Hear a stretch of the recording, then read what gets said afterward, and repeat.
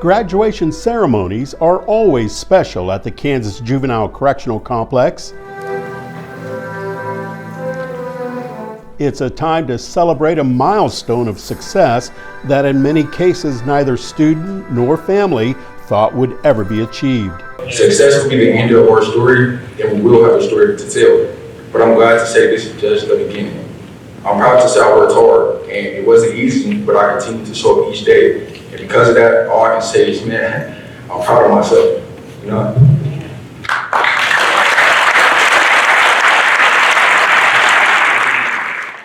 These graduations are also a reminder that success can be achieved when students learn to control the controllables. We can control our attitude, our work ethic, and how we treat others. And so I will suggest to you that if you have a positive attitude, you work hard, and you treat others well, you have a great chance for success in this world. Keynote speaker Steve Backman loves hearing the success of former students. He worked at KJCC for 32 years, started back when it was called the Youth Center at Topeka, or YCAT. On occasion, I would run into one of you, whether it be at a gas station, at the movie theater, ran into one at the state fair down in Hutch. Such was the case when Backman went to a training session at a nearby hotel. I sit down to eat veal, of all things. Stuffing, they had fixed stuffing for us. Green beans. And I hear this, there you go, Mr. Backman. I recognize the voice. I turn around and it's a guy named Steven. He's got this chef's hat on. I'm like, what's up? He's like, what's up? I said, what are you doing here? He goes, I'm the head chef. I said, get out of here. I said, no, I'm the head chef. I said, let's go. I was so fired up. Where did he learn those skills? Right there in BDR. Culinary skills. Right? Did he graduate? Absolutely. Did he want to? No. Of the many stories he shared while working at the CAT, he said there were two that stood out, Travis and Nathan.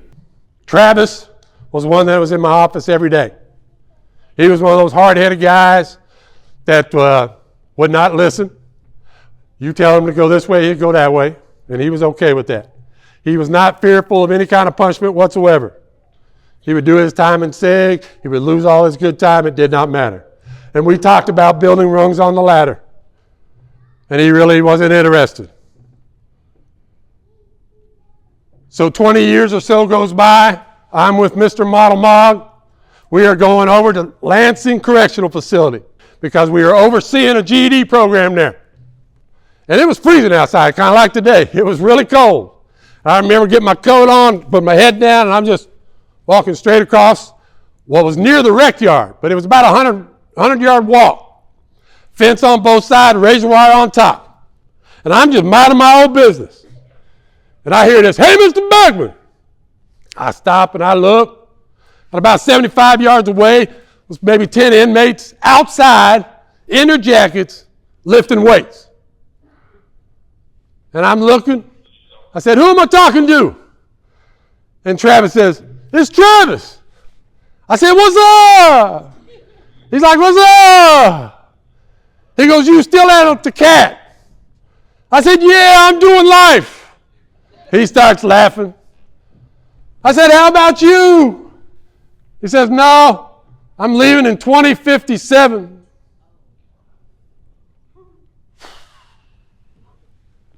It took my breath away. 2057.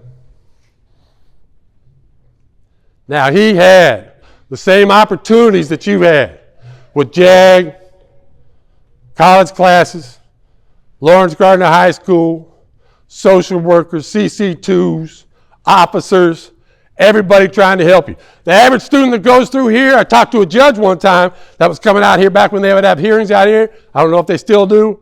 I was asking the judge, how often does a young man come in front of the judge before he ever comes to the CAT? He says, I'll see an average student about 7 times before he ever gets sent to the CAT. So this is truth. This is fact. This is the reality of it all, right? You have every opportunity to be successful here, based on all the opportunities with the people. You'll come in contact with 50 different people here that are trying to help you. And I know what you're thinking. Well, that officer such and such, or that teacher such and such, forget them. All right, then it's 48. You will have the opportunity to succeed, and you guys are proof of it. So that story was Travis. Now Nathan. And I remember Nathan in his room, and I went in to get him, and he was done. He was so disappointed in himself that he was there. So day after day, he and I talked about it. And then finally, he had like an epiphany.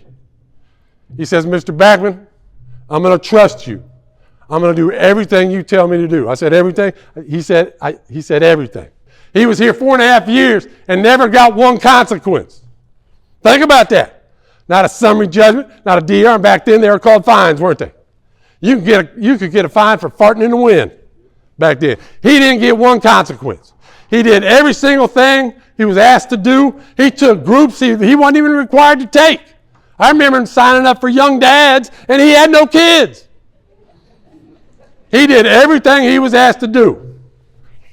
And he and I were talking about what he wanted to do. He said, you know, Mr. Backman, what I want to do is I want to build cellular towers. I said, what? I didn't even know what that was. He said, believe it or not, there's going to be a day, Mr. Backman, when you're going to have a phone in your pocket that won't be connected with anything, and you won't pay long-distance charges. Yeah, whatever, Nathan. Good luck to you on that one, right? So he leaves. Years have gone by. I get a call. I don't remember names much, but I do recognize voices and faces.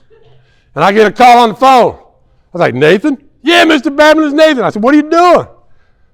He said, well, I happen to be in town, and I want to take you out to eat. I said, you're kidding me. He said, no. I said, where are you at? He said, I'm out here at the security shack. So I jump in the truck. I shut the door. I said, Nathan, you driving your dad's truck? Oh, no, Mr. Backman. This is my truck. I said, really? He said, you don't remember what I told you I was going to do? I said, you said something about cellular tires. And he goes, what do you got in your pocket? I said, I got a cell phone. Oh, yeah. I said, really? He goes, yeah, actually, Mr. Backman, I'm here on a business trip. I said, what's that? He said, I actually came here to offer you a job. I said, what?